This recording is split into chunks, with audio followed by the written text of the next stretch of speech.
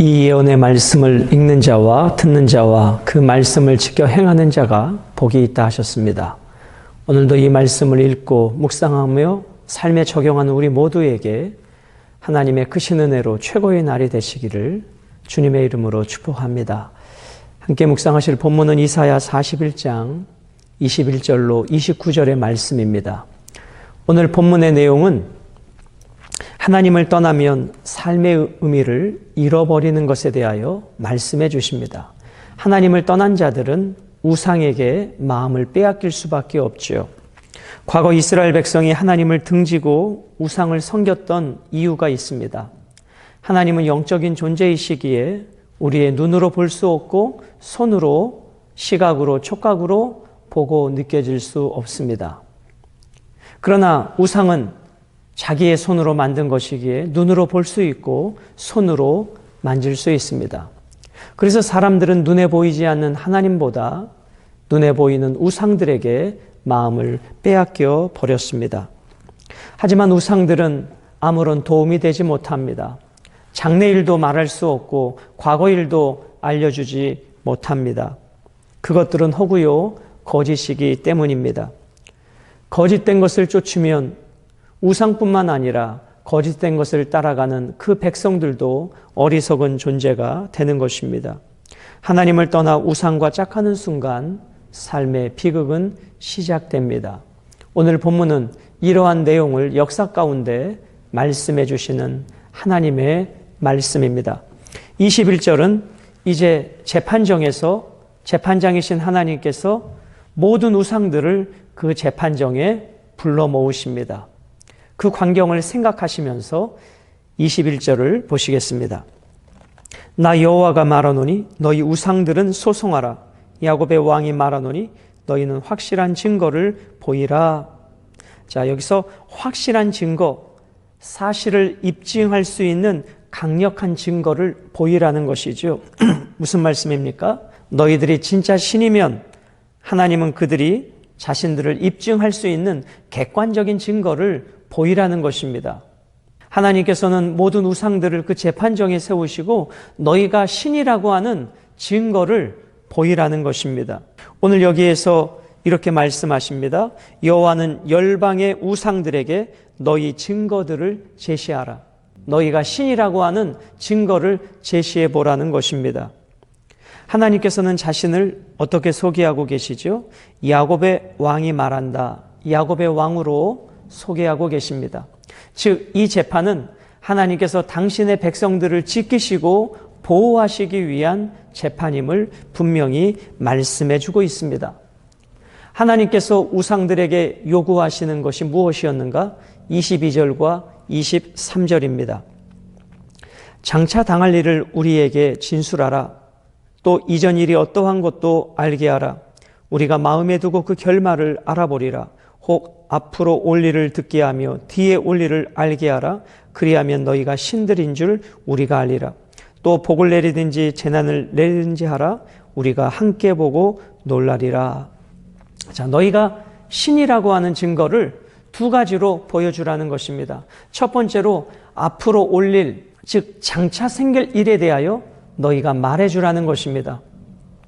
또 한 가지는 복을 내리든지 저주를 내리든지 해보라는 것이죠. 너희가 진짜 신이라면 당연히 그것들을 할 수 있을 것인데 너희들은 신이 아니라는 것입니다. 너희들은 단지 사람의 손으로 만들어 놓은 우상 형체일 뿐이라는 것입니다. 23절 뒷부분에도 보고 놀라리라 이 표현이 있죠. 확실한 증거를 보여주면 내가 놀랄 게, 이 말씀에 담겨진 의미는 뭐예요? 우상이 얼마나 허망한 존재임을, 그리고 이것은 단순하게 우상들에게 말씀하는 말씀을 넘어서 그 우상들을 만들어 놓고 신이라 섬기는 이 백성들의 어리석음을 향하여 하나님께서 책망해 주고 계신 것이죠. 너희가 만든, 너희의 손으로 만든 그 우상이 장래일을 말해 줄 수 있느냐? 복이나 저주를 내릴 수 있느냐? 이것이 얼마나 우스운 일들이냐는 하나님의 조소 섞인 말씀인 것입니다. 24절에 그러므로 너희 우상들은 아무것도 아니라는 것입니다. 24절 보라 너희는 아무것도 아니며 너희 일은 허망하며 너희를 택한 자는 가증하니라. 여호와께서 그 재판정에 세워놓은 우상들에게 장래일을 말해보고 복과 저주를 내려보라고 말해도 어떠한 우상도 여호와의 말씀에 답할 수 있는 우상들이 없습니다. 그리고 이제 이러한 재판 절차를 통해서 여호와께서 보라라고 말씀하시며 선언해주고 계십니다. 우상들은 여호와께 아무것도 아니다. 그들의 일은 무엇하다고요? 허망하다라고 말씀해 주고 있습니다. 그리고 그 우상들만 아무것도 아니고 허망한 존재가 아니라 우상들을 택한 너희는 가증하니라 라고 말씀합니다. 우상들을 누가 택했습니까? 사람들이 택했습니다. 자기 손으로 만들어 놓았습니다. 그러므로 우상들은 허망하며 가증한 것일 뿐만 아니라 그 우상을 택한 사람들 역시 가증한 것이 됩니다. 여기서 가증하다라고 하는 단어의 의미는 하나님께서 싫어하시는 것, 하나님께서 미워하시는 존재, 그런 의미인 것이죠. 그래서 하나님께서는 우상들뿐만 아니라 우상을 만들어 놓은 그 인생들을 하나님께서는 싫어하시고 우상 섬기는 죄악을 가장 큰 죄악으로 하나님은 말씀하신다는 것입니다. 25절에 하나님께서 참 신이심을 보여주고 계십니다. 여호와께서 무엇을 말씀하시는가? 25절, 내가 한 사람을 일으켜 북방에서 오게 하며 내 이름을 부르는 자를 해돋는 곳에서 오게 하였나니 그가 이르러 고관들을 석회같이 토기장이가 진흙을 밟음같이 하리라. 자, 말 못하는 우상들은 아무런 증거를 제시할 수 없습니다. 여호와 하나님께서는 당신이 유일한 신임을 한 가지 예를 들어서 말씀해 주고 계시죠.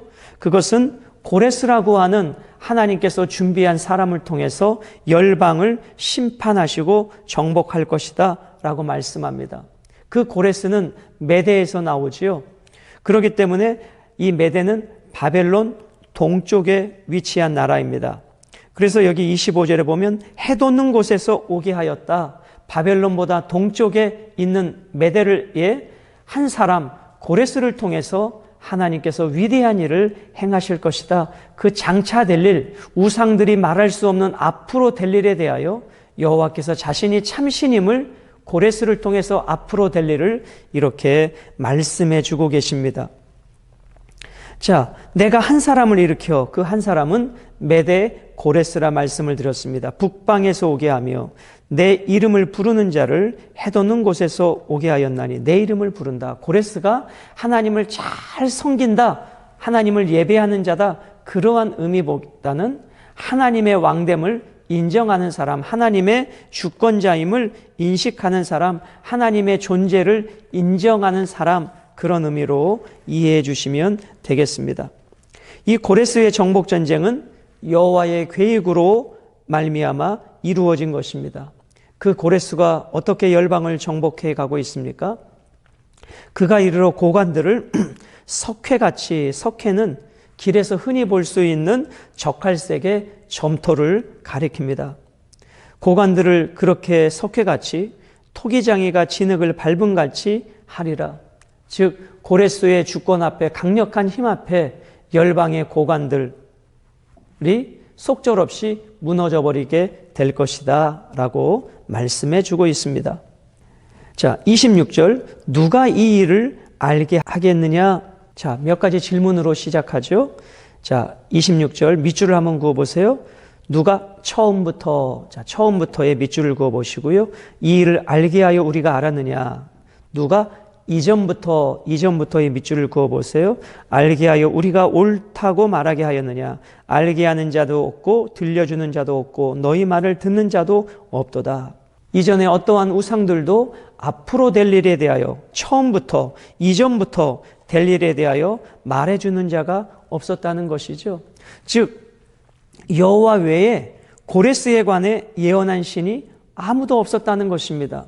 오직 여호와 하나님만이 앞으로 될 일, 장차 될 일, 뒤에 올 일은 고레스를 통해서 열방을 정복해가는 그 놀라운 역사적 사실에 대하여 여호와 하나님만이 예언해 주셨다는 것입니다. 너희들이 그토록 섬기는 우상들은 그것들에 대하여 말해주는 신이 한 신도 없었다는 것이죠. 그러므로 그것이 얼마나 허망하며 가증한 일이냐라는 것입니다. 사랑하는 여러분, 예를 들어서 이렇게 말씀해 볼까요? 어떤 사람이 자기의 손으로 아주 멋지게 생긴 마네킹을 만들었습니다. 마네킹의 코도 눈도 입도 손과 발도 아름다운 신체의 형상을 만들어 놓았습니다. 그리고 자기가 만들어 놓은 그 마네킹과 사랑에 빠지기 시작합니다. 마네킹에게 말을 하고 속삭이기도 합니다. 때로는 옷을 입혀주기도 합니다. 그러나 그 마네킹은 그 사람에게 어떠한 반응도 하지 않습니다.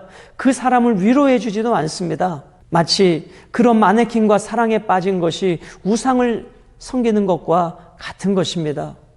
얼마나 이것이 어리석은 일이고 얼마나 이것이 비참한 일인가를 하나님은 말씀해 주고 계시죠. 하나님께서 이 백성들을 그토록 사랑하시고 여기까지 인도해 내셨건만 백성들은 눈에 보이지 않는 하나님이 아니라 눈에 보이는 우상들을 자기 손으로 만들어 놓고 그 우상을 신이라 섬기고 있으니 그것을 바라보시는 아버지 하나님의 마음이 얼마나 아프겠느냐 하는 것입니다. 27절은 고레스 왕에 대한 예언을 성취하시는 여호와에 대하여 말씀해 주고 계십니다. 27절, 내가 비로소 시온에게 너희는 이제 그들을 보라 하였노라. 내가 기쁜 소식을 전할 자를 예루살렘에게 주리라. 여호와는 자기 백성들에게 이미 일어날 일에 대하여 말씀해 주셨습니다. 여호와께서 예고하신 일이 반드시 성취되어집니다. 여호와는 자신의 예언을 근거로 예루살렘에 기쁜 소식 전할 자를 주십니다. 28절과 29절은 우상들은 허무하여 얼마나 쓸데없는 존재인가에 대하여 다시 한번 말씀해 주십니다. 28절, 내가 본즉 한 사람도 없으며 내가 물어도 그들 가운데에 한 말도 대답할 좋은 자가 없도다. 보라, 그들은 다 헛되며 그들의 행사는 허무하며 그들이 부어 만든 우상들은 바람이요 공허할 것뿐이니라. 여호와께서는 그 모든 우상들에게 최후의 선고를 내리십니다. 여호와께서 보시니 그처럼 역사를 설명하는 우상이 아무도 없습니다. 그가 변론을 하라고 요구해도 대답할 조언자 혹은 변호사가 없습니다. 오늘 28절, 29절은 아무도 없다, 아무도 없다, 조언할 자가 없다, 이 표현들이 강조되어지고 있습니다. 여러분, 우상들은 어떤 존재예요? 스스로 말하지 못하는 존재입니다. 그들을 대신에 변호할 자도 없습니다. 그리고 이제 29절에 보라라고 다시 말씀하시면서 최후의 우상에 대한 선고를 내리고 계십니다. 그 선고는 뭐예요? 그들은 다 헛되다. 우상은 다 헛되다. 또 우상은 다 허무하다. 그들이 부어 만든 우상들은 바람이요 공허한 것뿐이니라. 하나님께서 진짜 하시고 싶은 말씀은 무엇일까요? 이렇게 다 헛되고 너희들 손으로 부어 만든 그 우상들인데 어찌하여 너희들이 그런 우상들에게 마음을 빼앗겼느냐라고 하시는 아버지의 탄식이 아니겠습니까? 하나님께서 진짜 이 책망을 말씀하고 싶은 것은 우상이 아니라 그 우상의 마음을 빼앗긴 당신의 백성들이었습니다. 사랑하는 여러분, 역사를 주관하시는 하나님께서는 오래전부터 선지자를 통해서 하나님의 구원 계획을 말씀해 주셨습니다. 그리고 그 예수 그리스도를 통해서 그 구원을 성취하셨습니다. 하나님께서는 우리와 같은 죄인들, 그래서 영원히 심판과 멸망에 이를 수밖에 없는 죄인들을 긍휼히 여기시고 불쌍히 여기셔서 하나님의 언약 백성으로 삼으셨습니다. 그런데 우리는 이 하나님을 섬기기보다 눈에 보이는 우상에 마음을 빼앗기죠. 여러분, 오늘 우리들의 우상은 무엇입니까? 우리들의 손으로 만든 어떤 조각상도 우상일 수 있지만 주님은 이렇게 말씀합니다. 너희가 두 주인을 섬길 수 없다. 하나님과 겸하여 돈을 섬길 수 없다는 것입니다. 오늘 우리 시대의 최고의 우상은 바로 돈입니다. 돈 앞에 사랑도, 돈 앞에 우정도, 돈 앞에 너와 나와의 관계도 다 깨어져 버립니다. 많은 사람들이 이 돈 때문에 하나님을 떠나 세상으로 가는 일들이 얼마나 많이 있습니까? 이 세상에 되어지는 많은 범죄들의 상당수는 이 돈과 관련된 범죄일 것입니다. 그만큼 돈은 우리 시대의 최고의 우상이 되었습니다. 그러나 그 우상은 우리들에게 생명을 지켜내지 못합니다. 그 우상은 우리들에게 평안함을 줄 수 없습니다. 그 우상은 우리에게 영원한 천국을 주지 못합니다. 오직 하나님만이 참된 신임을 오늘 본문은 말씀해 주고 있고, 그 우상에게 마음을 빼앗긴 것들이 얼마나 허망하고 가증스러운지 하나님의 경고를 우리는 들어야 합니다. 그러므로 오늘 본문 말씀에 소개되고 있는 하나님은 어떠한 분이신가? 하나님만이 우리의 미래를 계획해 주십니다. 하나님만이 역사의 주권자이십니다. 하나님만이 회복자이심을 말씀해 주고 있습니다. 그러면 우리가 우상을 섬기면 어떻게 되는가? 우리의 미래가 불확실해집니다. 결국은 패망입니다. 우리가 우상을 섬기면 우리의 존재가 무력해집니다. 우리가 우상을 섬기면 인생이 허무하게 됩니다. 사랑하는 여러분, 오늘도 우리는 우리의 삶에서 하나님을 섬길 것인가, 우상을 따라갈 것인가? 이 우상이 우리에게 유혹하는 힘은 너무나 강력합니다. 왜냐하면 그것은 눈에 보이는 현실적 필요이기 때문입니다. 우리의 조상들이 그 우상 앞에 마음을 빼앗겼던 것처럼 오늘 저와 여러분도 우상 앞에 얼마든지 마음을 빼앗길 수 있는 연약한 죄성이 있는 것을 우리는 인정합니다.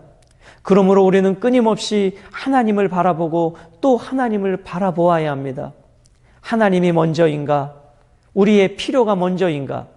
오늘도 하나님이 먼저인 신앙으로 우리의 목마름 앞에 무릎을 꿇지 아니하고 하나님 제일주의의 신앙으로 살아갈 때에 하나님께서 당신의 백성을 반드시 지키시고 보호하시고 이끄시려 영원한 나라에 이를 때까지 안전하게 인도해 주실 것입니다. 우리를 지키시고 보호해 주시는 존재는 돈, 눈에 보이는 우상이 아니라 오직 여호와 하나님이심임을 우리가 기억하고 오늘도 하나님의 백성으로 당당하게 승리하게 되시기를 주님의 이름으로 축복합니다.